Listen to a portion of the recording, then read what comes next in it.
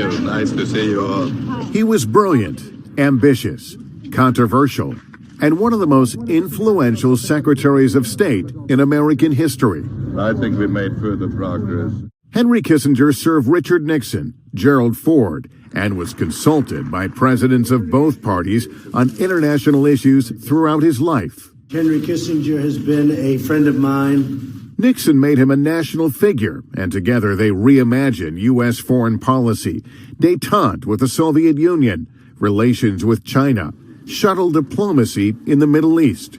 Kissinger helped shape Nixon's policy in Vietnam and negotiated an end to the war, famously declaring success prematurely, just days before the 1972 election. We believe that peace is at hand.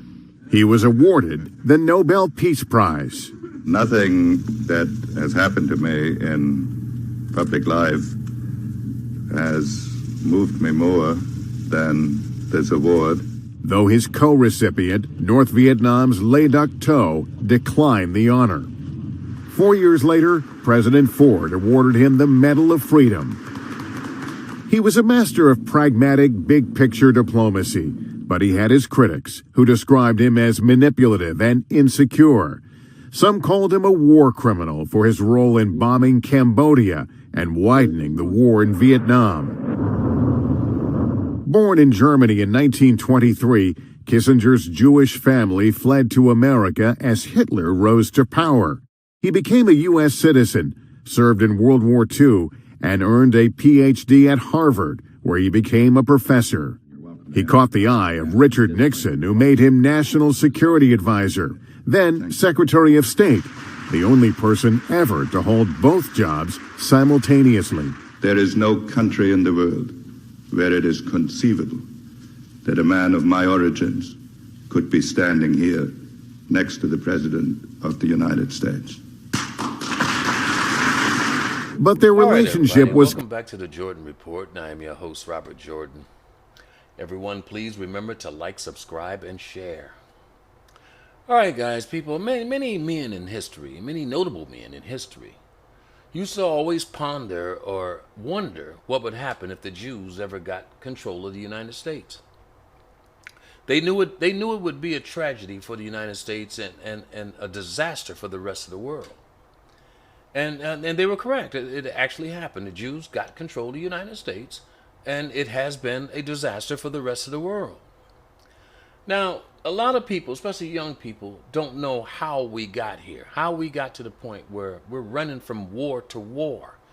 The United States didn't always act like this, okay? This came from somewhere. And it started with Henry Kissinger. A lot of people don't know this. This is where all these crazy wars and massacres actually started. It's not that the United States weren't doing it before. It's just that they weren't doing it as frequently and as aimlessly as we see now. But anyway, here's Henry Kissinger. This goes back to the Mother Jones. He was 100 earlier this year, and Mother Jones wrote an article on it. Henry Kissinger at 100. He's still a war criminal. Forget the birthday candles. Let's count the dead. Okay?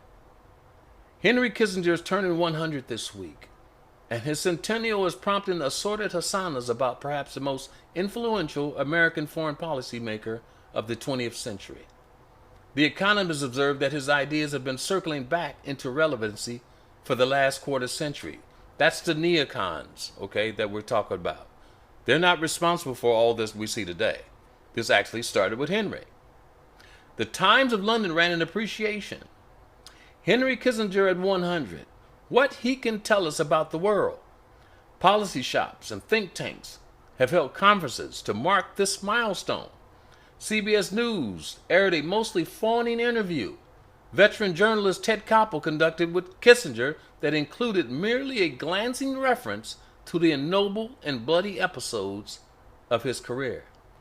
Kissinger is indeed a monumental figure who shaped most of the last 50 years. He brokered the U.S. opening to China and pursued détente with the Soviet Union during his stints as President Nixon's National Security Advisor and Secretary of State. Yet it is an insult to history that he is not equally known and regarded for his many arcs of treachery acts of treachery, secret bombings, coup plotting, supporting military juntas that resulted in the deaths of hundreds of thousands. Kissinger's diplomatic conniving led to the enabled slaughters around the globe. As he blows out those candles, let's call the roll. Okay, a lot of us don't know all this stuff. We know about Vietnam, but a lot of us didn't know what happened in Cambodia. I'm not going to read this. I'm going to leave you a link. You can read it for yourself. Bangladesh, Chile. Okay, he's had his hands in all these places. East Timor, Argentina. He's left a blood trail that'll wrap around this planet 2 or 3 times. Okay? So a lot of what we see today, people, started here. And this is where we're going to start, and we're going to move forward. We have heard that 500,000 children have died. I mean, that's more children than died in Hiroshima. And you know, is the price worth it? I think this is a very hard choice, but we think the price is worth it. All right, everybody may have forgotten about Madeleine Albright. And a lot of the young people may not even know about Madeleine Albright. But she was another one of these Jewish mass murderers, okay? She was in charge of the Iraq War. She had the position that Blinken has now. She was Secretary of State. But Iraq was another Jewish war. It was another war concocted by Israel that they got the United States to do. And it was a massive, massive slaughter, okay? Thousands of people lost their lives, over 500,000 children. I just showed you the clip of her talking. But anyway, Madeleine Albright endorsed killing over 500,000 children in Iraq. We just saw that. Sanctions in Iraq began in 1990, 4 days after Iraq's invasion in Kuwait, and stayed largely in force until 2003. The sanctions were not limited to military supplies. There were heavy sanctions on food and basic medical supplies for the Iraqi population. You can see all this playing out again in Gaza as we speak, people. Okay, it's the same thing over and over because it's the same people. Due to these sanctions, these were high rates of malnutrition and spread of disease. On May of 2000, the United Nations Children's Fund survey noted that almost half the children under 5 years of age suffered from diarrhea. Over 500,000 children were killed by these sanctions. The 60 Minutes interview, Leslie Stahl asked Albright, "We have heard 500,000 children have died." I just showed you this. I mean, that's more children that died in Hiroshima. And you know, is this price worth it? And you know, is this price worth it? Former Secretary of State Madeleine Albright replied, "I think this was a very hard choice, but the price we think is worth it." Okay? So again, people, this is what's going on, and this is who we're dealing with. And these people are in control of the war that you now are involved in. So we have nothing to look forward to but disaster.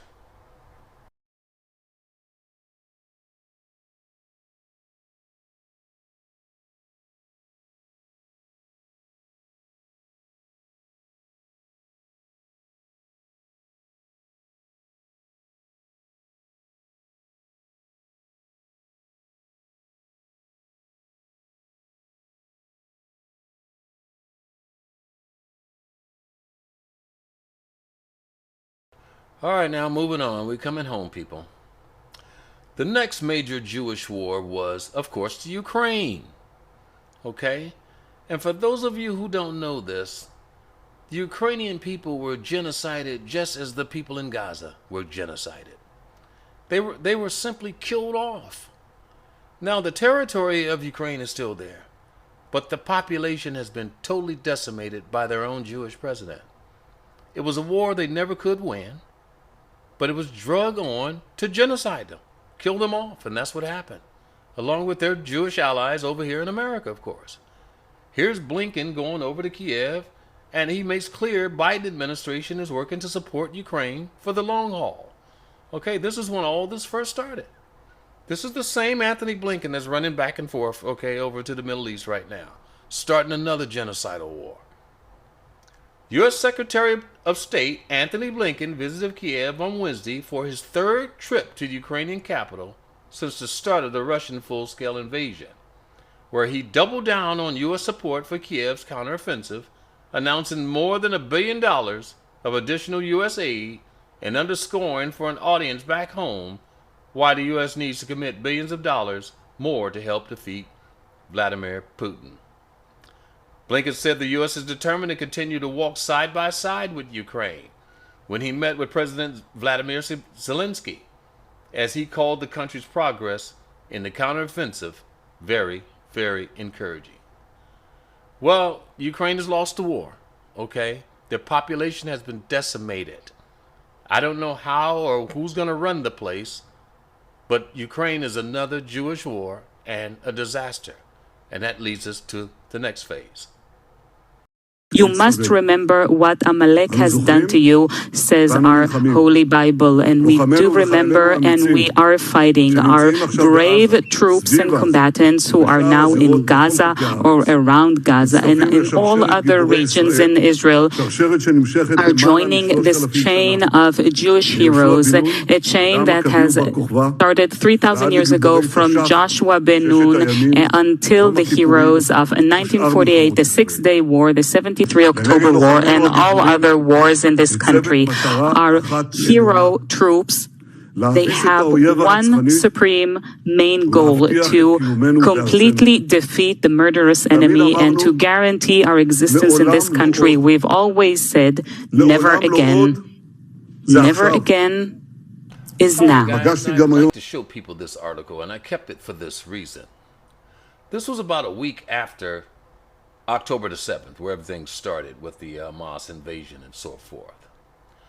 But this tells you the level of control that they have over us here in America and how close Israel and their Jewish brothers work over here. So here's the story. This is from Times of Israel. It says, scenes out of Gaza will be hard to stomach, warns IDF, as it tells Gazans to evacuate. Israel asked AIPAC, everybody knows who AIPAC is, and its followers to stick with the Jewish state, even as the going gets ugly, vowing to remove Hamas as it prepares a possible ground incursion. This was before the ground incursion even started, okay? A spokesman for the IDF urged AIPAC and its followers to stick with Israel as it attacks Hamas, even when the going gets ugly. And the scene out of Gaza will be hard to stomach. That's what we're watching, right? Lieutenant Colonel Jonathan Conricus, the international spokesman for the Israel Defense Forces, spoke Thursday evening to a webcast convened by AIPAC about what Israel expected from Americans, and especially those who support the pro-Israel lobby. Conricus comments came shortly before Israel issued a warning to civilians in Gaza that they should leave the northern part of Gaza Strip within 24 hours. Okay, now let me move down. In his comments to the affiliates of AIPAC, Conricus hinted at a far-reaching operation and said Israel's supporters should not flinch when it gets ugly. Israel had vowed to wipe out Hamas, and the proactive comments were a sign that Israel is concerned that the offensive could unsettle even its fiercest defenders. Okay, so they knew what they were going to do. They knew they were going to decimate this place. They knew they were going to level it, and things were going to get ugly. Even when the going gets ugly, and the scene out of Gaza will be hard to stomach, not as hard as things that were coming out of kibbutz, but they will be hard to stomach. Then we will need the support of anybody who loves freedom, wants to stand up for what's right, Conricus said, referring to two Israeli villages on the Gaza border where Hamas committed brutal massacres. Okay, so this is the control, people. This is how they're controlling what we're seeing and what we're hearing, and how we take what we see and what we hear. حي الشجاعية بالقرب من منطقة جديدة. هذه كلها البنايات دمرت بشكل كامل وسويت بالأرض. عشرات الشهداء أسفل هذه الأنقاض، عشرات بل مئات، إيش عشرات بل مئات، حي كامل دمر. يعني هذه مساحة تقريبا مش عارف أكثر من دلمين 3، كل هذه المساحة مدمرة. أنا مش عارف وين أتوجه من كثر الدمار. فوق ال 50 عمارة راحوا، هم وأهاليهم راحوا، والله ونعم الوكيل. هي أصوات ناجين، حي سكني كامل. يعني هذا الحي السكني الكامل الذي سوي بالأرض. هذه عشرات البنايات في هذا المكان سويت جميعها في الأرض. يعني هذا المكان، هذه بنايات على محاذاتها. How Israel and AIPAC controls the United States and the things that they do, okay? And this is how these people have effectively enslaved America and turned us into this colony that we are today. This was November 28th. With ceasefires called growing, Israeli military launches closed-door PR blitz on Capitol Hill. They go directly to the lawmakers, to the people who are supposed to be running this country, okay? But they got direct access to them. The interceptors learned of around a half a dozen events coordinated with Israeli officials during recent weeks. Some of them hastily organized. Military officials are conducting private briefings for members of U.S. Congress on Israel's war on Gaza, according to documents reviewed by The Intercept. The briefings ramped up as questions emerged on Capitol Hill about Israel's conduct in the war and ceasefire calls gained steam. There's an Israeli PR blitz happening this week, facilitated by a handful of senators, said a source familiar with the meetings in the upper chamber. Practically all the briefings on the issue these last few weeks have been members only, meaning congressional staff and the public are not welcome. This is how they run our country, people. This is how we lost control of the place. We don't know what they're doing. We don't know who's running any of this stuff. One briefing exclusive to the members of the Senate scheduled on Monday and organized by Tammy Duckworth involved 3 senior IDF force officers stationed at the Israeli embassy. Senator Duckworth would like to invite your boss to a last-minute meeting with the IDF officials to discuss Israel's strategy, how they're waging the war, and what to expect in the days after the scenario, according to a memo obtained by The Intercept. You see, the United States has absolutely no idea what Israel's going to do. They have no control over what Israel's going to do. They'll just be subject to having to react to it. And that's the problem that the United States is in right now. We're in deep trouble, people. I have the high privilege and distinct honor of presenting to you the Prime Minister of Israel, His Excellency Benjamin Netanyahu. I want to thank you, Democrats and Republicans, for your common support for Israel, year after year, decade after decade.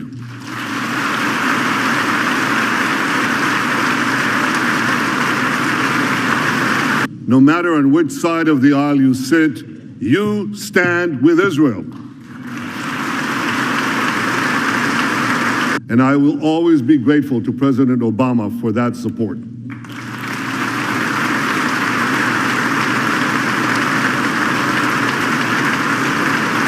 This Capitol Dome helped build our Iron Dome. We must all stand together to stop Iran's march of conquest, subjugation, and terror.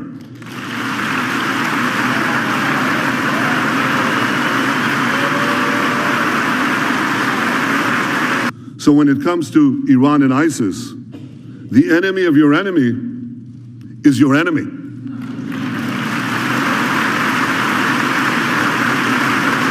And let Iran get nuclear weapons would be to win the battle but lose the war. We can't let that happen. We can insist that restrictions on Iran's nuclear program not be lifted for as long as Iran continues its aggression in the region and in the world.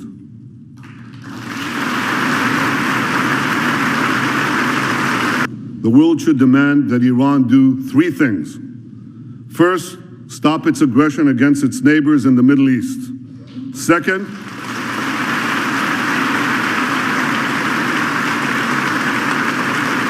my country, Israel, the one and only Jewish state. If Iran wants to be treated like a normal country, let it act like a normal country. It's a very bad deal. We're better off without it.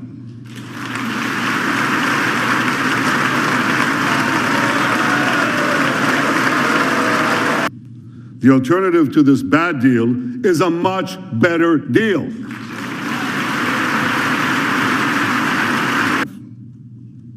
To know that the difficult path is usually the one less traveled, but it will make all the difference for the future of my country, the security of the Middle East, and the peace of the world, the peace we all desire.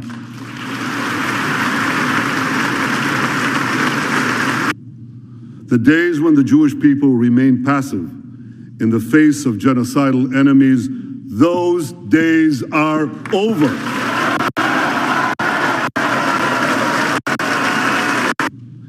Even if Israel has to stand alone, Israel will stand. I know that America stands with Israel. I know that you stand with Israel.